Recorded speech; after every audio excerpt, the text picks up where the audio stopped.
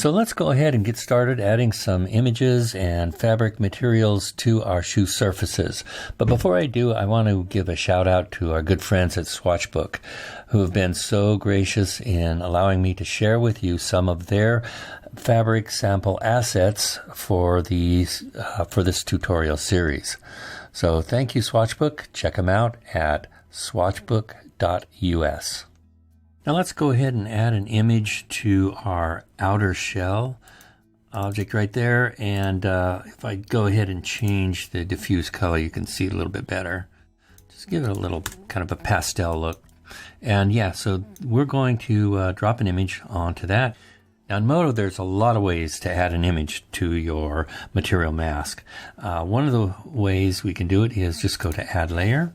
We can go to Image Map, Load Image. We can navigate over to where our images are and then click on that. And all right, so that just threw the image onto our material surface.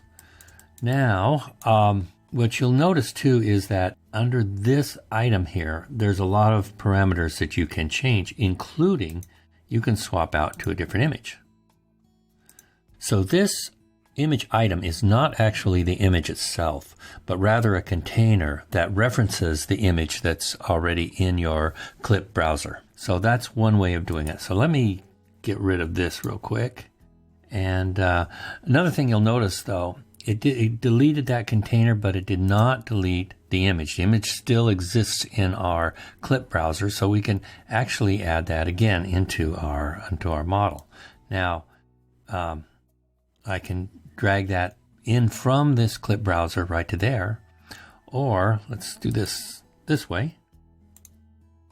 I can actually bring up a folder directory here, images, and let's just drag and drop that. Let's do this.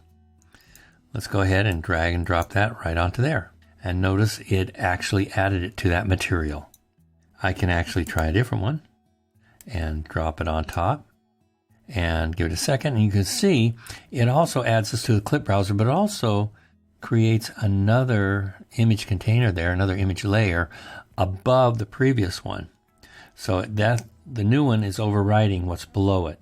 And if I turn it off, the one below it shows up again. Okay, so this is one way you can actually try out a bunch of different fabrics and see what you like, what you don't like, and it will keep everything right there in that material mask. Another option for adding images to your object's materials is to simply open a window or directory where your image files are kept, and simply drag and drop the image file into the shader tree, but just beneath the material mask.